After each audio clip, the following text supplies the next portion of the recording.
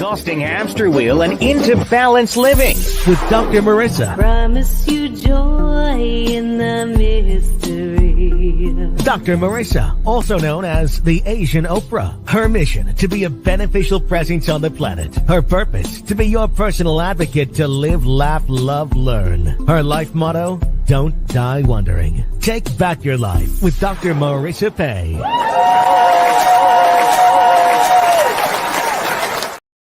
And welcome. You're tuned into Take My Advice. I'm not using it. Get Balance with Dr. Marissa, the morning show here on CNBC News, NBC News, and NBC Sports Radio station, KCAA, home to the Asian Oprah, AM 1050, FM 106.5, and streaming everywhere. iHeartRadio, Spotify, Stitcher, iTunes, TuneIn, Audible, Tiki Live, Amazon Music, Rumble, Podchaser, JioSan, and more. Why so many places? Because I want to maximize my splatter zone for more hope and happiness. And that's what this show is about. I am on 573 consecutive weeks on the air. I'm so glad that anyone that said, and there were a lot of them, a show that didn't have gossip, scandal, political rhetoric, or K-words, Kanye talk was not going to survive. And I'm so glad that they're wrong. This is podcast number or show number 927. So I am grateful for that. And if you've noticed, there's someone special in the studio. She's my once a month parenting loss, infertility. Did I get all 3 certification coaching? I think there might be a couple more, but you know her by now. Please welcome back to my studio every last Wednesday of the month, Yarona Boster.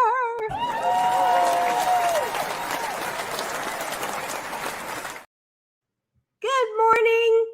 Good morning. And one of these days, I'm going to ask you how many breaths it takes to do that intro. Have you counted yet? 1, 2, 3.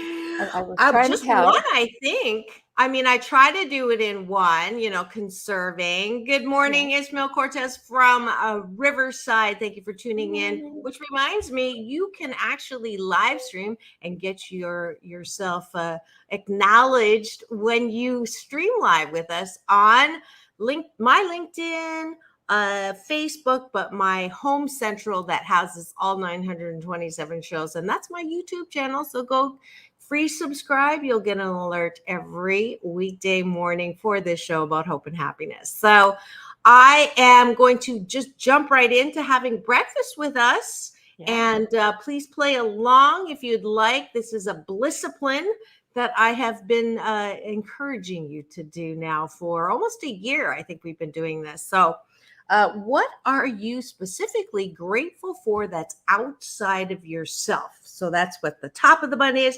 And then we go to what we do before we go to bed.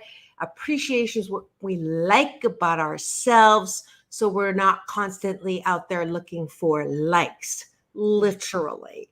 So I am grateful I'm going to have breakfast with my bonus mom and dad at one of my favorite breakfast places that defines fluffy pancakes. And I'm going to hit them up for a sponsorship before I mention who it is. That's what I'm grateful for. I am really grateful for yesterday. Yesterday was Federal Advocacy Day, and it was a stunning testament to the amount of congressional meetings one person can have in a day while glued to a chair. I didn't move. I went from one meeting to that, and I was just so grateful to be in a space where my voice and all the other hundreds of advocates across this entire country had a space on Capitol Hill to be heard. Wonderful. Give me the top 3 things that were up for change. Oh, so the issues we were talking about were access to care, coverage at work, and removing barriers to access to treatment for military and veterans, because there's a lot of restrictions when it comes to that. Wow. And if someone missed it, because they They weren't could do paying next year. attention the last time you were on, where would they go to support all of those things? Resolve.org. Resolve is the National Infertility Association, and it's specifically a nonprofit for patient advocacy. And it is amazing. And we do so many things. We do support groups. We run free support groups. We have so many resources dedicated to so much assistance around infertility. And we recently found out, so the World Health Organization just upgraded. It is now 1 in 6 people globally affected by infertility, by the disease of infertility. 1 in 6. 1 out of 6. Yep. Is it higher in America versus other countries? Statistically, I'm not 100% sure about that. So I don't want to make a case for that. But globally, when we found out that changed, it literally just changed at the beginning of April. They just came out with that. But keep in mind that 1 in 6 goes to, because it's from the World Health Organization, it goes to people who usually are of heteronormative couples. So it doesn't necessarily incorporate people who are single by choice and want to receive assistance, for infertility, for fertility assistance. It doesn't go into the LGBTQ community, and it doesn't go into self-reporting people, because the thing about it nationally is that we do not have any kind of national protocol.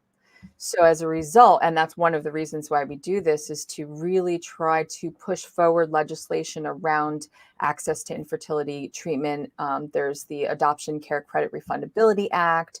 There is the John Lewis Every Child Deserves a Family Act. Oh my goodness, there's so many pieces of legislation that we've been working really hard to support. But Resolve is just one of the most amazing organizations on this in this country, and honestly, in my personal opinion, worldwide, because they're really dedicated to ensuring that everybody who wants to build a family has the opportunity to do so. And includes adoption access. Did you know that our veterans, and I'm sorry I'm going off on this, but No. This is that's why I asked the question. I think this is relevant and important for us to talk about. Our veterans have no access to support for adoption assistance. None. Completely none. And our military, there's severe restrictions on their adoption access. And why? So, that's a really great question. And it's one we ask the legislators every single year and every single day, in all honesty, because we don't just do this one day a year. We do this. Resolve is committed to it. And ASRM, the American Society for Reproductive Medicine, they are dedicated to trying to find out more about the why behind why it's so difficult. Especially when we understand that families of median income are usually the ones who want to adopt the most, but they cannot afford to do so because adoption is so expensive. Right. And mostly, probably it says here, mostly, this is from the WHO. So this is a reputable news source, which I always ask people to look. If you can see it right now, that's the 1 in 6 she was talking about, folks. And it says prevalence. It doesn't list by country, but it does say 17.8% in high income countries and lower 16.5 in low and middle. But it's high no matter where, right? That's way higher than I would have guessed. Yeah. Now one of the things we do know is that people are trying to build their families later. So of course, time is not on our side when we're trying to build our families. So that is true. But we also do understand that there's a lot of new restrictions that are coming out as a result of the overturning of Roe v. Wade. And there are a lot of states in this country that are trying to restrict access to infertility treatment and care and IVF.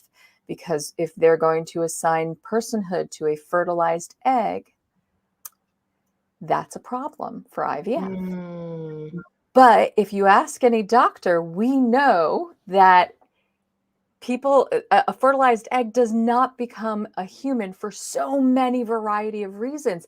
When I did IVF, the one cycle that I did, because it cost us $20,000 out of pocket, we had 4 abnormal embryos. Abnormal embryos means that they were chromosomally abnormal.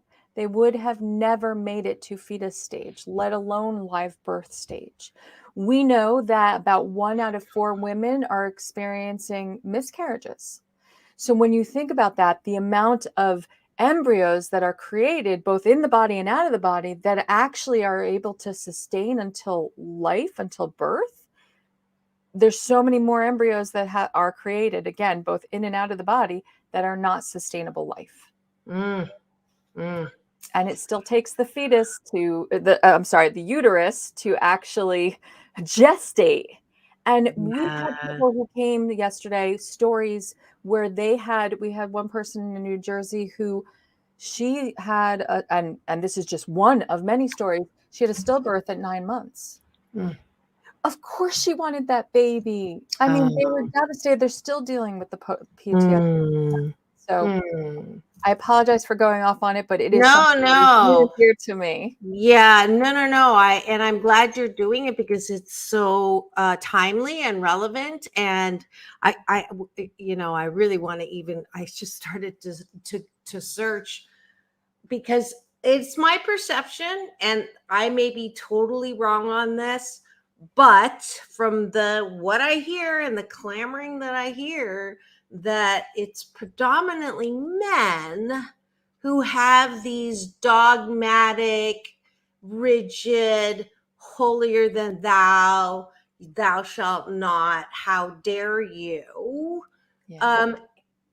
I don't know, I could be wrong, but when I turn when I hear about the news of the people who are so against a woman's right to make decisions for her body, more often than not, it's a religious a slant and a male. So I don't know if you've experienced that. I have, and I've also experienced misogynistic women who have been conditioned to believe that the male role always must dominate. And it is very sad that we've been conditioned to that. But I think that is millennia worth of the conditionment. I think that's actually in all honesty, I think that's the biggest lie we ever told ourselves as humankind, that women are less than men. Because the truth is, women, between our spaghetti brain functionality, which means that we have the capacity to think about multiple things and integrate a multitude of different things at the same time, whereas men with that more box brain, it's like, I got to open one box, deal with that thing, then close it, then move on to the next. Yeah. With our physical capacity for labor pains alone, I don't know if you've ever seen this, but I think this is wonderful. There's a group that talks about period pain, and they go around, they took a machine and they simulated what period pain feels like, and they put it on men. And the funniest thing is they'll put it on women and men at the same time, and they'll up it to the same level. And the women are just standing there like, yeah. And the men are like, like dying. Oh my gosh, that's amazing. One of my favorite things to see. Because it just proves that when women complain about pain, especially with period pain, doctors are like, it's normal. When so many women have endometriosis that's not diagnosed until their later years, many years later, in fact. My sister has a dear friend who wasn't diagnosed with endometriosis until way into her 30s, 40s, I believe. I'm not even sure. But so pain should never be dismissed. And a doctor is not. What's that? What is endometriosis? Endometriosis is a disease that happens in the uterus, and I am not as well versed about explaining the disease. Okay. But it is really, it's a very it's debilitating. It's a very debilitating disease, and it often causes debilitating period pain. So, when women are complaining of like cramps and things like that, okay, yes, there's that. And we have learned how to handle that over the course of our lives. But when it's so debilitating that you're laying in bed and you cannot function and you cannot stand up without crunching over in pain, or you're barely functional through it, or you have to pop 10,000 Midol to get through the day, that is not normal. It is not normal, and you need to seek assistance through an OBGYN. And you need to seek assistance through an OBGYN who understands endometriosis. And Now, there's also polycystic ovarian syndrome, PCOS. So polycystic ovarian syndrome and endometriosis are two pieces that really lend a direct hand to the infertility struggles. Yeah, that's what it just, the NIH is saying here to support you. And it's a disorder in which tissue similar to the tissue that lines the uterus grows outside of the uterus in places where it doesn't belong.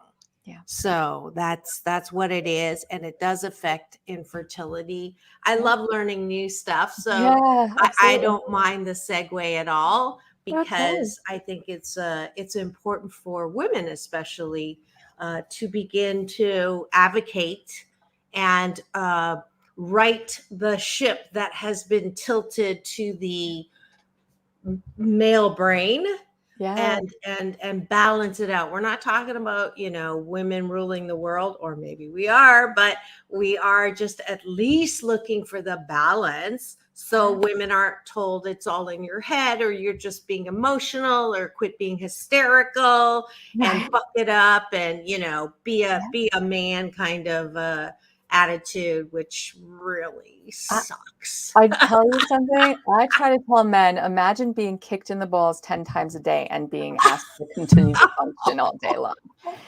And because that, when you cannot empathize with somebody else's physical pain, you minimize it. So because you're saying, well, that person's still on their feet, so what's the problem? It is very hard to simulate physical pain. It's also very hard to simulate even things like vision issues. Just the other day, I found a really great clip of a doctor who did a video where he showed somebody with corrective lenses, like what it actually looks like to see through that person's through that person's vision. And I sent it to my husband because I said, so this is my vision without my glasses. And he was like, whoa. Yeah. We can only describe so much, right? Yeah, for sure. Okay, back to breakfast. Back to breakfast. I am grateful, speaking of eyes, that we finally figured out why my eyes have had some special opportunities for improvement. And I just financed a new set of eyes. Those of you who know, I had posterior subcapsular cataracts, and so my LASIK that worked for 25 years stopped improving, and I lost 65% of my vision in like 3 months. So then I had emergency cataract surgery, which corrected it almost, except that I still am not clear, and I seem to have patches of dark and white. And so I went to a great doctor for retina, ruled out my retina are fabulous, but my cornea are a little corny. So I didn't say horny, I said corny. And that is why, because of the LASIK, and they didn't know, you don't know in those days. And I had a -9. I don't know what minus you are. Wow. What Well, minus are you? at my worst, I was almost legally blind, but I actually corrected to a -6.75 on my Okay. left eye and -4.25 on my right. So, Were you over -9? at the time that I was almost legally blind, I was 11, so I don't remember. My Wow. mom would have Okay. been. Yeah. Because -13 with correction, I believe, is legally blind. Yeah, I I was was very close. -9 without correction, -4 is legally blind or something like that. I'm not going to look it up, but I'm grateful that I just financed a new set of their so exciting. scleral lenses that are going to reshape your cornea. They sit on fluid on your eye. It's a very interesting process, not cheap and not covered by insurance, but my eyes are the window to my soul and my life. So it's one of those things where I'm grateful that the technology is incredible. And I'm Amazing. going to hit them up for a sponsorship before I tell you who it is. Half kidding, but yeah, hit me up. Come join me Friday if you have any questions about anything that comes on the show, or how to be on the show, or how to start a broadcast, or how to write a best-selling book. I do my Get Happy Hour every Friday at 7 online. Just go to drmarissa.life and it's free, and you'll get a free audiobook copy of my best-selling book, 8 Ways to Happiness from Wherever You Are. Sorry, commercial there. In the gratitude. Last gratitude, Yarona. And then you're grateful for your upcoming book, and you're grateful for your coaching that you do at www.footprintscoaching.org. Yes. There. I just gave you your commercial. How's that? Thank you. I appreciate it because I'm terrible at selling myself. I'd rather just have conversations with people. You know, my marketing team is always like, sell yourself. That's right, as you should. Hey, what's up, Doc, Orville Nation? Thank you for checking in. And we've got Inspiration TV, hand pink waving. Thank you. Peace out, waving over here. Thanks for joining us. We have Yarona Boster, my parenting, infertility, and loss expert, certified coach in all three. She's here today. We're actually going to talk about parenting and emotional intelligence in kids, but we're struggling to get through breakfast today because we keep going on very important and interesting things. So we finished gratitude. Let's go to the bottom of the button. Okay. What do you like about yourself? And feel free to play along, Orville Nation and Inspiration TV and Ishmael Cortez out of Riverside. What do you like about yourself? And the reason why I asked to do this, I believe it is the foundation of mental health, is self-care, self-love, self-approval. And Michelle Obama and Oprah agree with me. I saw the Netflix special, and it's so affirming to hear literally the same thing that I am talking about from the lips of two incredibly beautiful, inside and out, powerful women. One that I'm honored to have the honorable moniker of Asian Oprah. When I was introduced to her, Michael Bernard Beckwith introduced me to her as the Asian Oprah. I have not met Michelle Obama, but I'll tell you that special on Netflix, I got insight into this woman in a way that she is so real and beautifully real. So if you haven't watched it, that's your homework. I'm going to actually go through it on Friday on my Get Happy Hour at 7 if you want to join me, drmarissa.life to sign up. Thank you for the finger. Somebody just gave us a finger, not that one, a thumbs up. So thank you for that. And I appreciate my ability to take any idea and run with it. Yes. Oh, I appreciate flexibility, my flexibility. I love having conversations with people. So I'm always willing to go off the rails and then try to reel ourselves back onto the rails again. So I appreciate my ability to go with the flow too. And we'll just do one more because we haven't gotten to the topic yet. And I know you have a lot to say that's empirically based. So we'll get to that. I appreciate that no matter how I feel, I always feel better because of the ability to be open to learn more. I love learning new things. There's nothing that ups my day than going, I didn't know that. That's so cool. So I love that about myself. Yeah, love that. Me too. Last one. What do you like about yourself? I love that too, because the truth is that my hope is when I'm like in my 80s, if I make it there, that I will say to myself, I didn't know that. I'll still be saying that in my 80s. I would love to be able to do that. Absolutely. Absolutely. Okay. Thank you for having breakfast with Yarona Boster and I this beautiful, whatever day it is.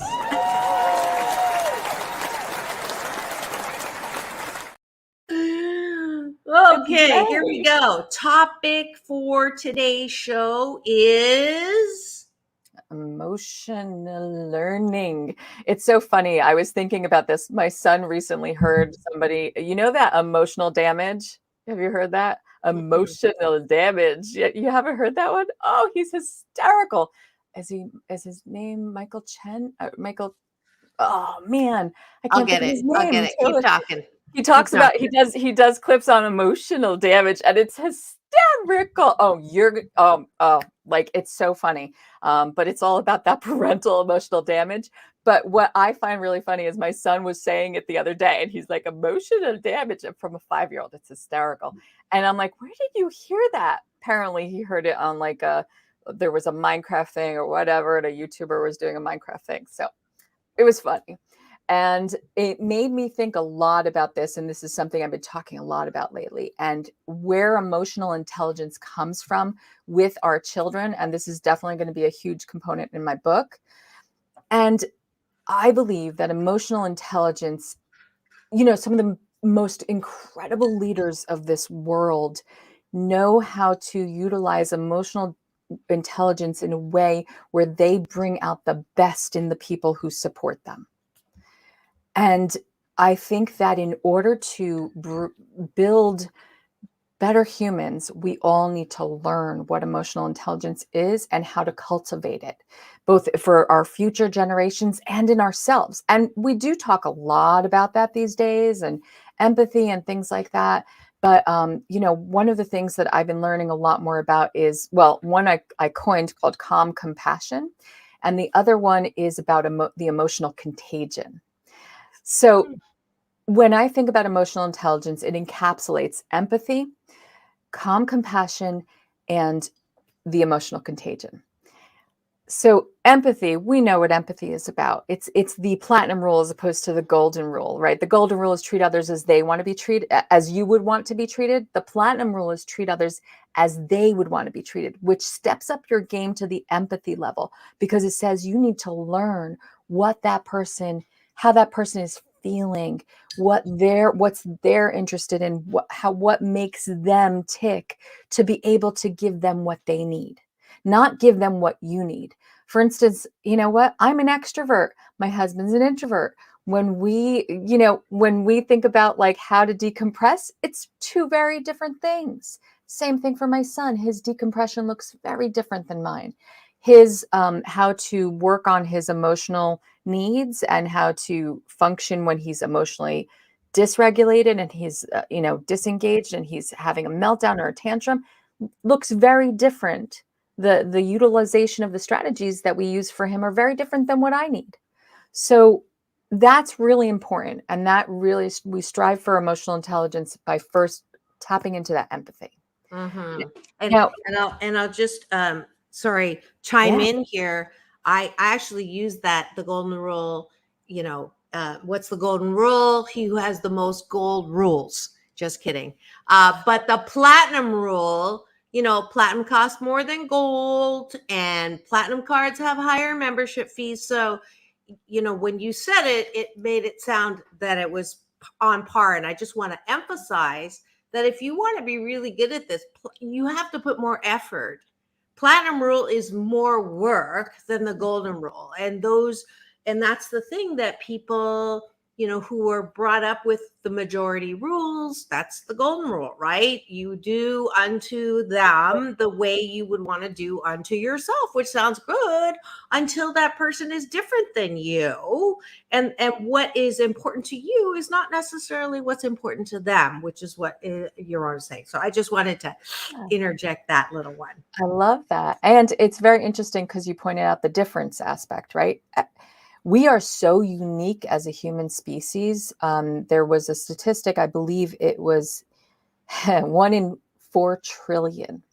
Humans are so unique that over the time that humans have evolved and have actually lived in this space, the humans that have both come and gone, we make up 1 in 4 trillion, meaning that the DNA, not just your DNA, but your lived experience, who you are, what you bring to the table, what you learn, what you think about, you are as unique as 1 in 4 trillion.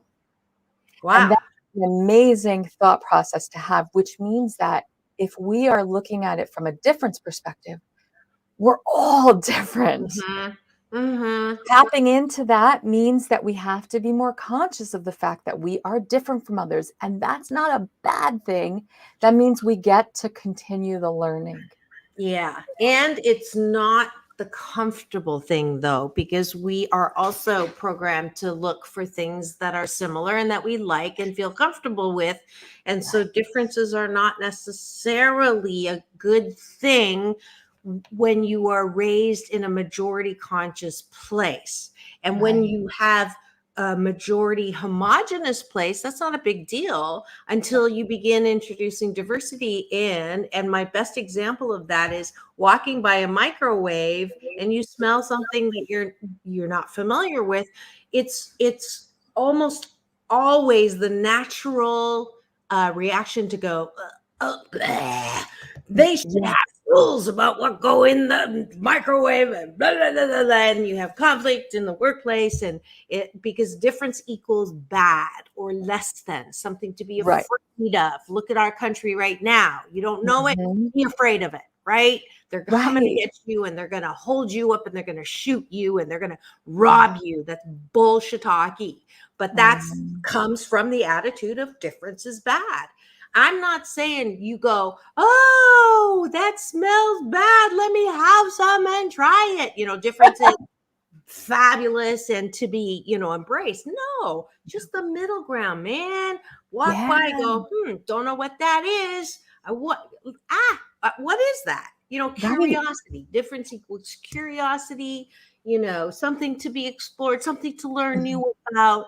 Not bad, not fab, just curious. That's you know what that is? Do you know what that is? That's our survival mechanism. So humans evolved because our survival mechanism helped us literally recognize something different equated to something potentially dangerous for us. So it evolved out of our survival mechanism. However, woolly mammoth. Right. Or like saber-toothed tiger, you walk into a cave and you're like, that does not look like me, therefore must be something bad. And oftentimes it was. But as we've evolved as a species, we still maintain that survival mechanism and we bring it along with us. And unfortunately, there is that clashing now that's occurred, right? So I think we're in a progressive state where we are starting to evolve to a place where we can acknowledge that different is not always bad. Yes, that's my hope. My hope is that we're going to get to a place where it's like, when we need comfort, we surround ourselves with familiarity. When we need comfort and support meaning like we're going through a really difficult time, we surround ourselves with people who understand how we're feeling because they can be the deepest empathizers with us. Like when I run my infertility support groups, and that's one thing I hear all the time. Oh, I felt so isolated and alone. Now I found a group of people who get it because they've been there, experienced, right? Mm-hmm. And to meld that, the comfort and support with the amazing diversity that we are living with as a human species and a society, and to build that together, we can find a line to walk that is empathy, that is that true understanding that we can live in a world with where those two things can cohesively coexist. Absolutely. So that is desperately what I try to give to my child at all times. Different is not bad. Different can be something good. It can be something to be evaluated. And you can also find comfort in the familiarity of your loved ones and family. And that is what we're talking about as emotional intelligence. So those of you who are like, what does that even mean? That's a great example of teaching your child. How do we get to world peace? We teach a child at home from get-go about differences being something to be curious about. Right. Don't try not to program your child to be suspicious and afraid of anything that is different than. That's why it's so important to have movies that have people of color, not as the bad people all the time. That's why it's important to have. Or the extra character that gets killed off in the beginning. Exactly. That's why it's so important to have Oscar-winning, actresses like Michelle Yeoh, so that, Asian kids can have role models that they see that I can actually get to where other people are. It's all intricately tied in, folks. This is not, this is not an ideal. This is why we have the consequences of racism, prejudice, Asian hate, Yes. the shootings, Yes. of an accidental knocking on the door. That's how we get there, because Yes. we as parents have not taken the opportunity to teach our children. It doesn't happen in school. Come on. You It have doesn't. bullies It that teach doesn't. you stuff, right? So, Right. sorry. I was on my And I do, you know what? And I think that this is something so important that we need to go down this rabbit hole, because here's the thing. When you create a proper safety net at home, your child isn't afraid to explore the differences, because they understand that that's not something to be feared. It's something to be encouraged in exploration. Right. Yes. And when you build up your child to acknowledge and allow them to be an autonomous person, their exploration, if my son, decides that he is gay or, transgender or whatever, or he chooses a partner of a different race or a different culture, different ethnicity, I'm going to be thrilled that he's happy.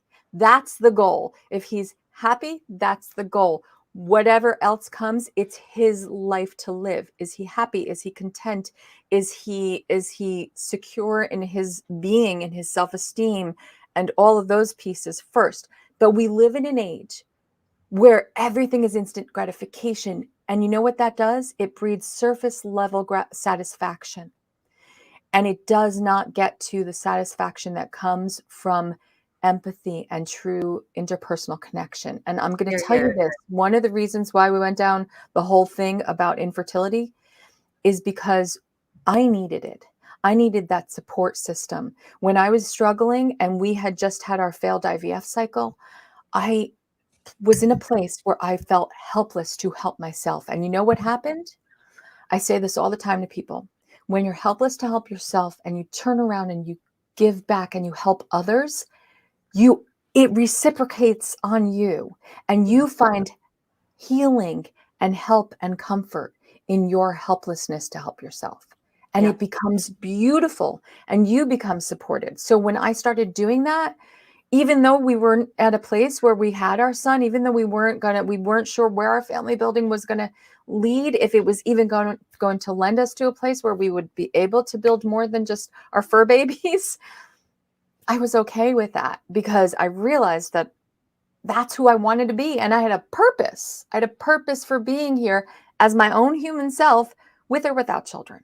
Yeah. And so the other thing that I found I started using with my son with the emotional intelligence aspect was what I started to call calm compassion. And this comes in with the empathy. You can be compassionate. You don't have to cut yourself off from somebody else and be overly professional. You can tap into the human to human connection, but bring with it a level of calm compassion. So for instance, like let me just interrupt for a second. I just want to highlight something you said. Helping others as a way of helping yourself, right? That's the cornerstone 12-step programs are built on, right? Which is why it's successful for many. So, and then two, I wanted just to acknowledge you and recognize you for the work that you're doing and how you are helping other people with Dr. Marissa's Beneficial Presence on the Planet Award.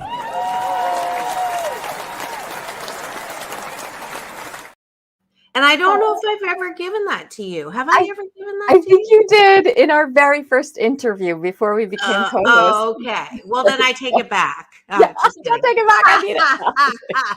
No. And then I wanted just to say, this is very funny. So Orville is being irreverent with his humor about what I was saying about the microwave.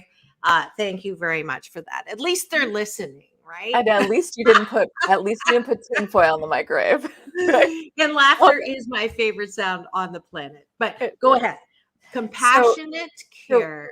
Yeah, but it's not just compassion, it's calm compassion. I'm sorry, calm compassion. So a lot of times we go into the world with our professional veneer on. I am not really good at that. And one of the reasons I figured out why I'm not good at that is because I'd rather go in as my human self. First and foremost. So even if that means I show up messy or in my sweatpants or without my makeup on, and I've done that plenty of times, guys, I don't always wear my face of makeup, especially when I'm doing one-on-one coaching sessions, because I want to be my real self. But what I noticed was that, like EMTs, if an emergency is happening, right? And the emergency professionals, the first responders are rushing in. Imagine if they were like, oh my God, the house is on fire. Imagine if a fireman was like, ah, or an EMT was rushing into a medical situation going, oh my God, I think he's having a heart attack. That would not breed calm and it wouldn't de-escalate the situation. So when I talk about emotional intelligence with my son, I always think to myself, okay, how do I I am feeling frustrated, angry. And let me tell you, I'm going to be honest here. Sunday was a cluster. Fork? Cluster fork? Yes, of just totally not. I couldn't find my calm. I was finding my compassion, but then I was like finding my anger and I was like, what is going on? And we had a beautiful, amazing day on Saturday. So I didn't, I knew something was emotionally off kilter with me and it was off kilter with my son and it was off kilter with my husband. And we just had a shiitake day and it was rough. And I didn't bring my calm compassion there. And so, I'm not saying it's always possible, but when it is possible to tap into that, it builds the allowance for the child to recognize their emotions in acceptance instead of you freaking out because they're freaking out and they're freaking out then because you're freaking out. And it's this, magnificent escalation of emotions. Because we don't have that happen in our professional world. When we're sitting in our professional cloak, it's a place where we can find that, but we need to find that in our homes too. We need to find that with our kids too. If our kid is upset because another kid bullied them and they come home and you're getting just as upset as they are not going to be able to look at the situation that occurred to them with a little bit more awareness, with a little bit more, they're not going to be able to separate themselves enough from the events that took place to be able to analyze what happened to them, how they felt about it, and what, if anything, they could do differently to navigate that space. And so what's going to happen is, let's say they come to you and they tell you, and you start crying and you start raging and you start saying, I'm going to call the school, and blah, blah, blah. Then the validation of that, those emotions gets revalidated and they don't learn how to figure out how to calm the beast and assess the beast and figure out how to handle the beast. Yeah. So when we can bring that calm compassion in is so important, and it leads right into the emotional contagion. Have you heard of the emotional contagion? No. Okay. I'm guessing it's my emotional spectrum that works like the dumbwaiter. Yeah. Sort of, but it's about the contagion aspect. So there are mirror neurons, we call them, that are dispersed across the brain. When somebody walks into a space with a specific emotion and you start feeling that emotion and it starts bouncing off of one another back and forth. Imagine you're like at a grocery store and you're on a long checkout line. Bless you. Thank you. I need it. And the person in front of you is frustrated because the checkout person is really slow. They're like, ugh, and you can hear them grumbling. And they're like, and they turn to you and they go, this is so annoying. This line is so long. I've got so much to do. And you start to catch their feelings. You're like, and you were standing there just like, I'm waiting, And now you start to feel frustrated too. You're right. This is so annoying. That's the emotional contagion. And what's so interesting about it is that it has the power of social influence behind it. So it's not just catching one-on-one emotional contagions, but it's like when somebody walks into the room and they're like, oh my God, I'm seriously so excited for this event. And when they're truly feeling that way, it breeds into others. And then all of a sudden, people who were previously walking in and frustrated because they lost their this, or I can't find my PowerPoint, I'm supposed to present this and blah, blah, blah, blah, like what happened at a conference I attended. It's painful because it starts to change the energy in the room. What's very interesting about this is toxic positivity here has a detrimental atmosphere. And the reason for that is if you are pretending to feel an emotion when you walk into a room, guess what happens? If you're pretending to be positive, people don't feel the pretend positivity. They actually feel the underlying discordant emotion that's happening. So like if you're watching somebody on a show and they're like, we've got to do this and da da da, but something is happening underneath and they're not really actually feeling it themselves, you're going to feel a cognitive dissonance with that person. And because humans are intuitive, there's a reason our complex brains there's a reason for empathy.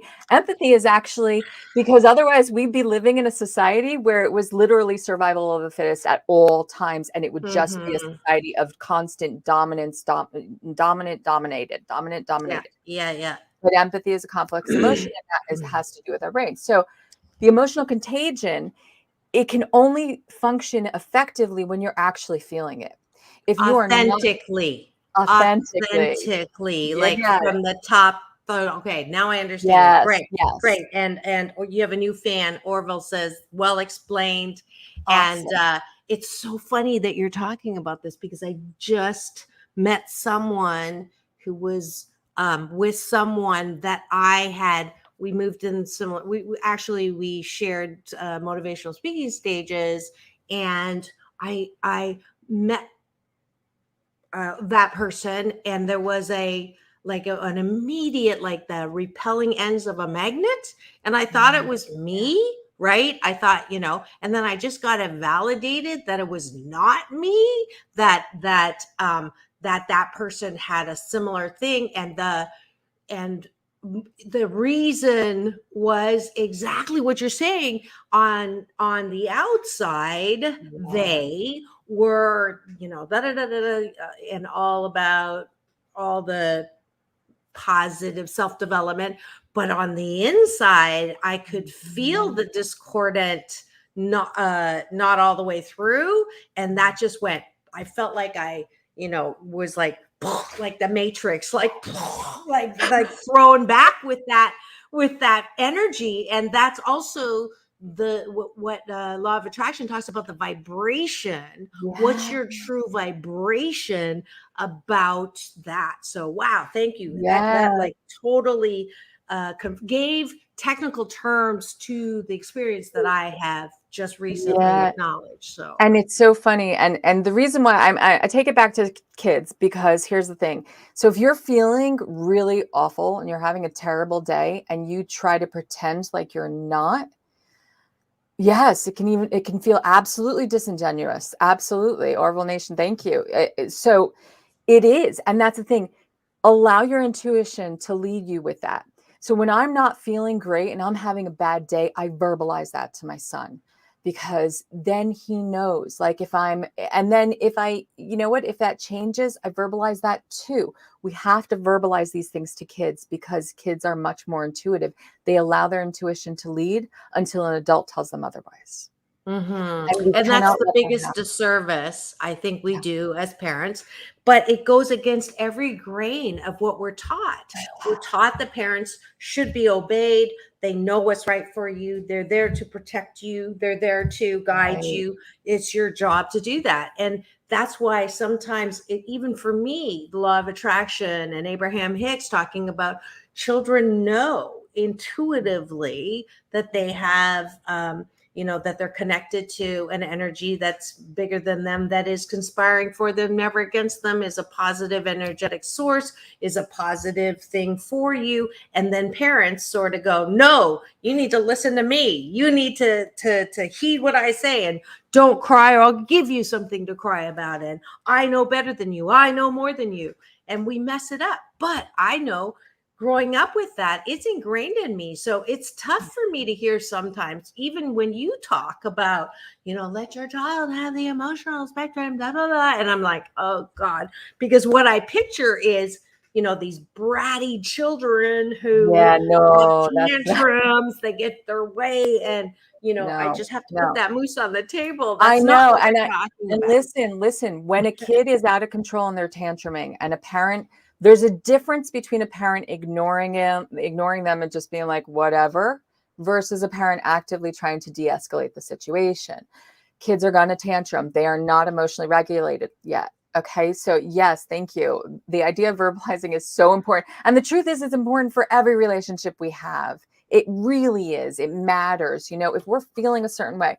But here's where I believe it does the most damage: when parents aren't true to their emotions. When parents are in protective mode with their kids and something bad happens and they're feeling the bad that happened to them, let's say it's a loss, because I talk about loss all the time.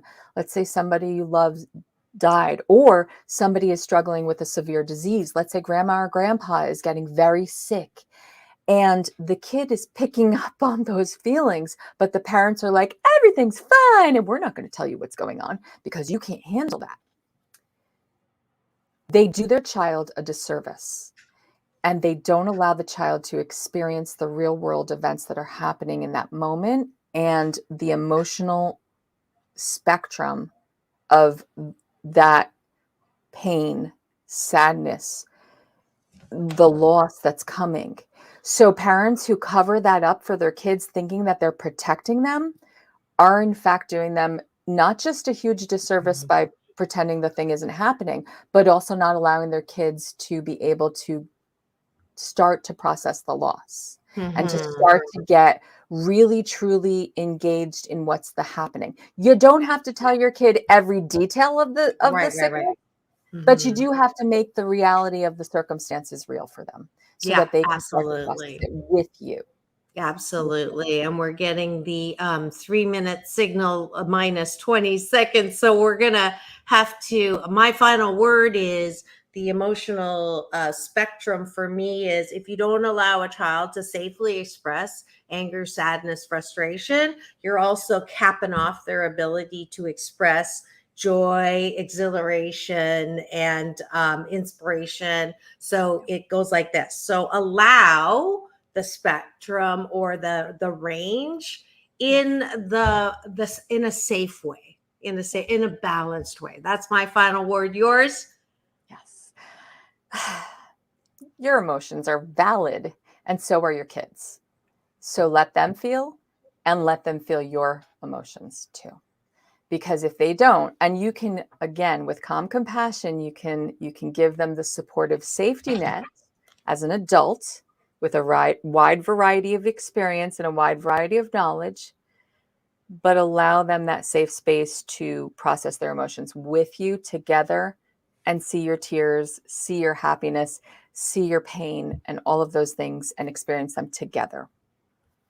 Wonderful. Thank you so much for joining us. Man, we've got a great roasted honey peanut gallery today. Maria Orville Nation, Inspiration TV, thanks for joining us. Thank you, Yarona, as usual, for all of the great information. Every last Wednesday of the month, you will see her. I have other series. Come join me tomorrow. We're actually talking about Straight Talk with Sam Works and I. The topic is, what causes a man not to want to have sex with his wife? If the woman still wants it, what can she do? And do sexless marriages survive? That's the topic for tomorrow. Friday, as usual, tempting conversations with Alon Carter, the daughter of the founder of The Temptation. So just keep it here. It's all about balance. Peace in, peace out. World peace through inner peace. Go to footprintscoaching.org to find Yarona. If you have questions or coaching concerns, she will be able to help you. Now go and have the best day ever. See you tomorrow.